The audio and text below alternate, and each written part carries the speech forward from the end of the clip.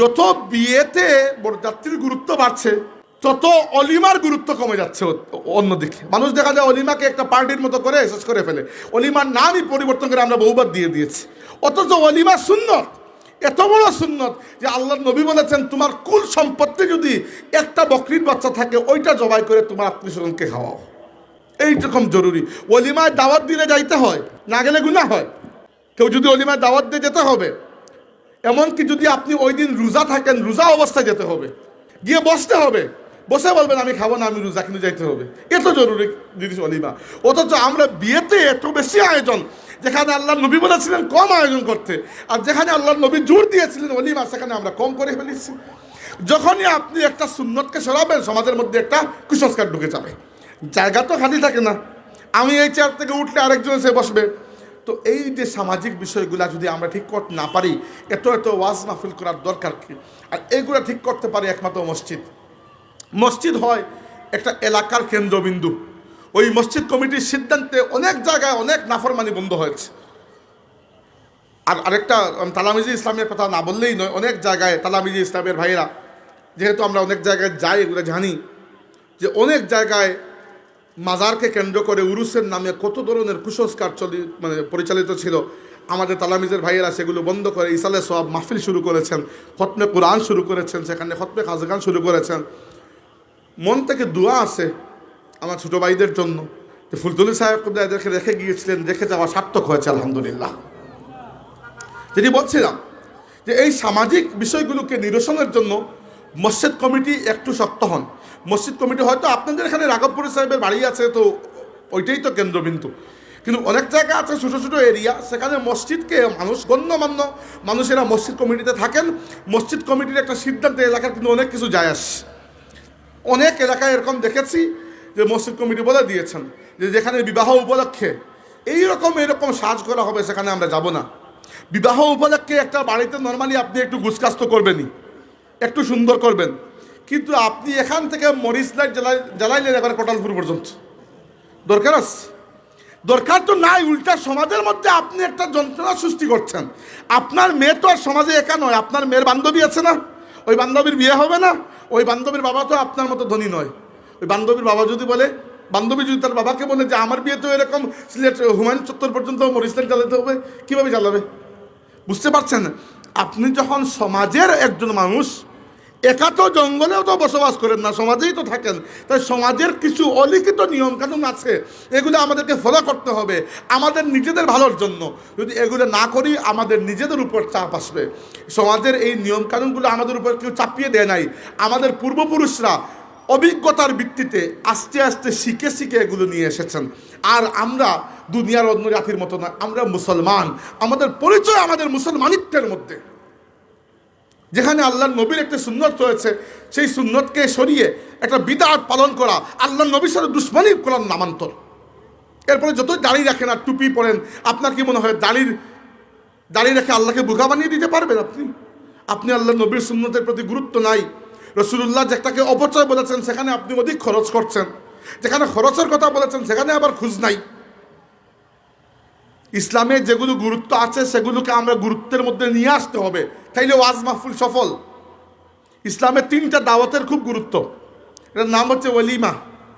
বিয়ের পরে যেটা খাওয়ানো হয়, কনের বাপ খাওয়ায় না। কে খাওয়ায়? বরপক্ষ খাওয়ায়। কারণ কি?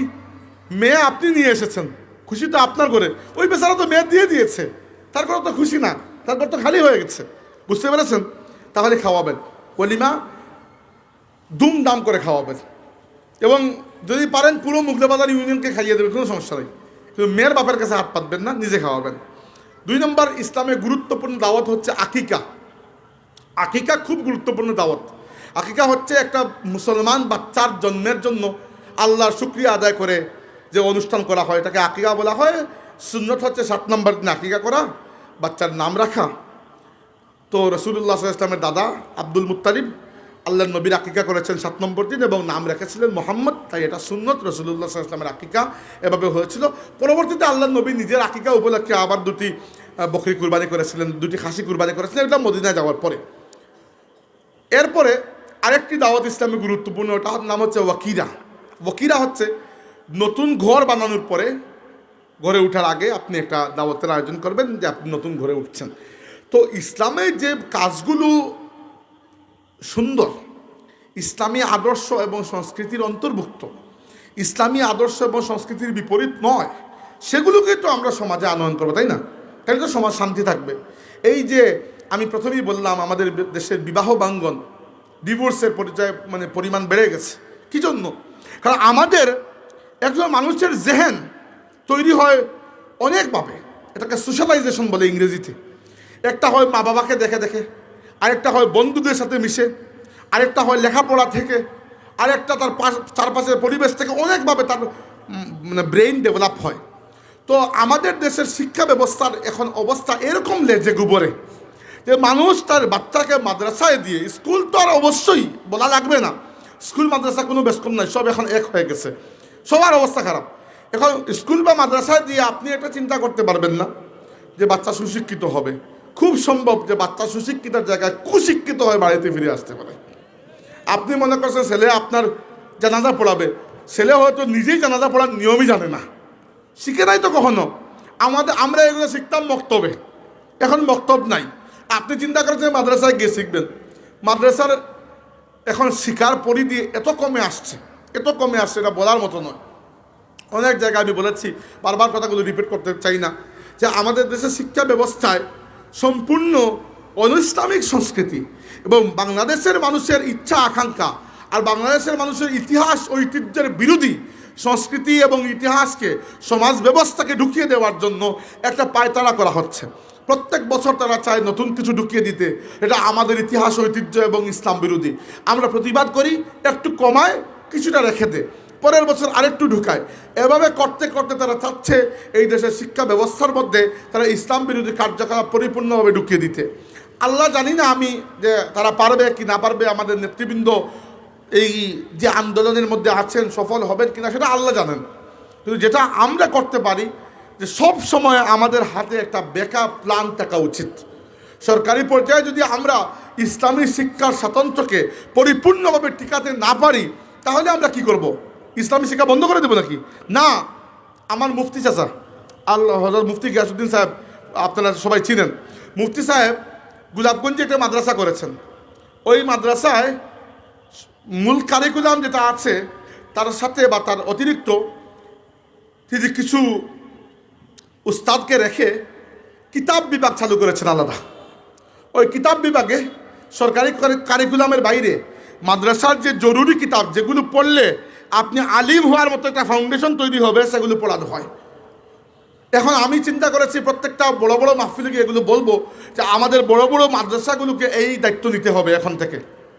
বাংলাদেশের অনেক বড় বড় মাদ্রাসা এগুলো আগ থেকে হতো, সারসিনা মাদ্রাসায় হতো, দারুন্নাজাতে হতো, আরও অনেক জায়গায় হতো। আমাদের সিলেট অঞ্চলে হয়তো এগুলোর প্রচলন আলিয়া মাদ্রাসায় কম ছিল। যেহেতু মুফতি সাহেব উদ্যোগ নিয়েছেন, এই উদ্যোগটা বর্তমান সময়ের সবচেয়ে সময় উপযোগী উদ্যোগ, এই কিতাব বিভাগ চালু করা। বড় বড় মাদ্রাসা আছে, শিক্ষকরা আসেন কি আসেন না, আসলেও বেতন পাইবেন, না আসলেও বেতন পাইবেন। খেদমতের নিয়তে তো আর কেউই আসেন না, সবাই আসেন চাকরির নিয়তে। তো চাকরির নিয়তে যখন আসেন, আপনার একবার চিন্তা করে দেখুন, সাবকিবলা রহমতুল্লাহ আলাইহি বা ওনাদের যুগ বাদ দেন, অনেক আগের, এর পরের জেনারেশন আমাদের ধরেন হযরত বড় সাহেবুল্লাহ মুহাদ্দিস সাহেব হুজুর রাহিমাহুমুল্লাহ, এরা যখন লেখাপড়া করেছেন সেই সময় তারা এত বড় বড় আলিম হতে পেরেছিলেন, আল্লাহর তাকওয়া অর্জন করতে পেরেছিলেন, ইলম এবং তাকওয়ায় তারা ওয়ালায়াতের দরজায় পৌঁছে গিয়েছিলেন। কি জন্য? কারণ তারা যে শিক্ষা প্রতিষ্ঠানে লেখাপড়া করেছেন সেখানে উস্তাদদেরও সেই রকম মর্যাদা ছিল যে উস্তাদরাও আল্লাহর দিনের স্বার্থে লিওয়াছিল্লা খেদমত করতেন। বেতন নিতেন, আমি বলছি না যে বিনা বেতনে বেতন নিতেন, কিন্তু মূল উদ্দেশ্য ছিল দিনই খেদমত করা। এখন এগুলো তো আর আপনারাই বুঝেন কী অবস্থা হয়েছে। তো কিছু বড় মাদ্রাসাকে দায়িত্ব দিতে হবে, মাদ্রাসাগুলোতে কিতাব বিভাগ থাকতে হবে, যেখানে আপনি আলাদা করে স্থানীয় বেতন দিয়ে দুজন শিক্ষককে রেখে হলেও সেখানে বাচ্চাদেরকে ইসলামের বুনিয়াদি কিতাবগুলো পড়াবেন। নাহলে ভবিষ্যতে আর এখানে আলিম পাবেন না, এখানে জাহিলরাই এসে বসবে, কিছু করার থাকবে না। আর আমাদের সমাজকে টিকাতে হলে ইসলামকে টিকাতে হবে, ইসলাম ছাড়া এই সমাজকে টিকানো যাবে না। আমি আর লম্বা করবো না, কথাগুলোকে একবার সাম আপ করে ফেলি। হাজিরিন, আমাদের এই ওয়াজ নসিহতের উদ্দেশ্য মূলত রাজনৈতিক নয়, মূলত হচ্ছে সামাজিক এবং পারিবারিক।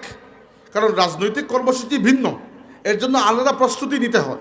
কিন্তু এই যে আম ওয়াজ মাহফিল, এগুলোর বড় প্রয়োজন।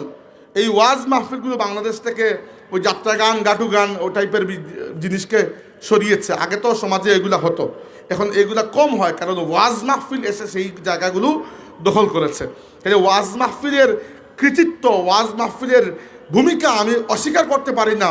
আমি নিজেই তো এই মাঠেরই একজন মানুষ, আমি নিজেই দেখি এগুলার প্রভাব আম মানুষের মধ্যে আছে। কিন্তু একটা জায়গায় 1 বছর অন্তর অন্তর ওয়াজ করালেন, আর একজন বক্তা আসলেন আমার মতো, এসে চিৎকার চেঁচামেচি করে বক্তৃতা দিয়ে গেলেন। তিনিও বুঝলেন না কি বলেছেন, আপনিও বুঝলেন না কি শুনতেছেন, খালি ঠিক না বেঠিক বললেন, লাভ তো হলো না কিছুই। তার পরিবর্তে সামাজিকভাবে আমরা সমাজ থেকে এবং বিশেষ করে আমাদের পরিবারগুলোর মধ্যে যে ইসলাম বিরোধী কার্যকলাপ সংস্কৃতির নামে এসে ঢুকতেছে, সেইগুলোকে আইডেন্টিফাই করে সামাজিক একটা প্রতিরোধ গড়ে তোলা উচিত, যে এগুলোকে কীভাবে সমাজ থেকে দূর করা যায় আমাদের স্বার্থে, আমাদের পরিবারগুলো রক্ষার স্বার্থে। যদি আপনার সন্তান পরবর্তী জীবনে বেয়াদব হয়ে যায়, নেশাকুর হয়ে যায়, আপনার তো আর কিছু করার থাকবে না। তাই নেশাকুর যাতে না হয় সেই ব্যবস্থা আগ থেকে করতে হবে। এত সহজে, এত ছোটোকালে বাচ্চাদের হাতে এত দামি ফোন দেবেন না। দিলেও মাঝে মধ্যে চেক করবেন যে ফোনের মধ্যে কি আছে, কি দেখে। বাচ্চাদেরকে স্কুল মাদ্রাসায় পাঠিয়ে নিশ্চিন্ত হয়ে বসে থাকবেন না, খোঁজ খবর নেবেন সে কি পড়ে না পড়ে, কি শিখে, কার সাথে মিশে। বুঝতে পেরেছেন বিষয়গুলা? মাঝে মধ্যে নিজের বাসায়, নিজের ঘরে বাচ্চাদেরকে নিয়ে একটু তরবিয়ত দেবেন। আপনি যে ইলমি তরবিয়ত দিতে পারবেন জরুরি নয়, কিন্তু আপনার নিজের জীবনেরও তো কিছু না কিছু অভিজ্ঞতা আছে, সেটাও শেখাবেন। ভদ্রতা, মা বাবাকে শ্রদ্ধা করা, এগুলো তো শেখানোর জন্য বড় আলিম তো হওয়া লাগে না, তাই না? এগুলো তো শেখানো যায়। যদি বাচ্চারা মা বাবাকে ভয় না পায়, তাইলে দুনিয়ার আর কাকে ভয় পাবে? আমরা যে মোটামুটি টিকে গেছি মানুষ হালতে, এর একমাত্র কারণ মা বাবাকে ভয় পেতাম, আজও পাই। আল্লাহ শুক্রিয়া আদায় করছে আলহামদুলিল্লাহ। যদি না পেতাম, বহু আগে লাইন আউট হইতে কতক্ষণ লাগে। আজকাল আমি মাঝে মধ্যে ওয়াজ মাহফিলে গেলে অবাক হই, বেশিরভাগ ওয়াজ মাহফিল আয়োজন করেন আমাদের তরুণরা। আল্লাহ শুক্রিয়া আদায় করি এই তরুণদেরকে দেখে। অথচ ঢাকায় বা বড় বড় মহানগরীতে গিয়ে দেখেন তরুণরা কীরকম নেশায় আক্রান্ত। আর এই যে মাদক বা নেশার রাস্তা, এগুলো ওয়ান ওয়ে, এখান থেকে ফিরে আসার কোনো সুযোগ নাই। বরবাদ না হয়ে আপনি ফিরে আসতে পারবেন না। অথচ এগুলো খুব সহজেই সমাজে এখন উপলব্ধ। গত বছর না এর আগের বছর দেখলাম বাংলাদেশে যে কোম্পানি মদ বিক্রি করে বা মদ বানাই হতো, আমি তো এত কিছু জানি না, কেরুয়েন কোম্পানি নাম এদের বাৎসরিক সেল 19 কোটি টাকা বৃদ্ধি পেয়েছে। কেউ না কেউ তো খায়, তাহলে তো বৃদ্ধি পাবে কীভাবে? চিন্তা করে দেখেন, বাংলাদেশে এইগুলো যদি দেদারসে আসতে থাকে, হিন্দি সিরিয়ালের মাধ্যমে, ইন্টারনেটের মাধ্যমে এগুলো যদি শিখতে থাকি, আমাদের পরিবারগুলো কি থাকবে? থাকবে না। আর পরিবারই যদি না থাকে, তাহলে কোথায় ইসলাম যাবে, কোথায় নামাজ রোজা যাবে, কোথায় ভবিষ্যৎ যাবে, আর কোথায় দেশ যাবে? তাই আপনাদের কাছে করজোরে অনুরোধ করছি, প্রত্যেককে নিজের ঘরের খেয়াল করুন, নিজের পরিবারের খেয়াল করুন, সমাজের গণ্যমান্য দায়িত্বশীল মানুষ হলে সমাজের খেয়াল করুন, মসজিদ ভিত্তিক, এলাকা ভিত্তিক একটা খেয়াল রাখুন যে আপনার এলাকায় কোনো ছেলে মাদকের সাথে যুক্ত কিনা, আপনার এলাকায় কোনো ছেলে এরকম কোনো নষ্টামির সাথে যুক্ত কিনা, যেটা তার ভবিষ্যৎকে এবং পুরো সমাজকে কলুষিত করবে। যদি আমরা এখনও কিছুটা প্রতিরোধ গড়ে তুলতে পারি, ফিতনা তো একসময় আসবে। আল্লাহ নবী বলেছেন, মাউজিল বাহরি, আমার উম্মতের উপর বিশেষ করে আখেরি জামানায় সাগরের ঢেউয়ের মতো ফিতনা আসবে। তো ফিতনা তো আসবে, কিন্তু কিছুটা যদি প্রতিরোধ গড়ে তুলতে পারি, অন্ততপক্ষে কয়েক জেনারেশন তো আমরা ঠিক রাখতে পারবো ইনশাল্লাহ। আল্লাহ তৌফিক দিন, আল্লাহ কবুল করুন।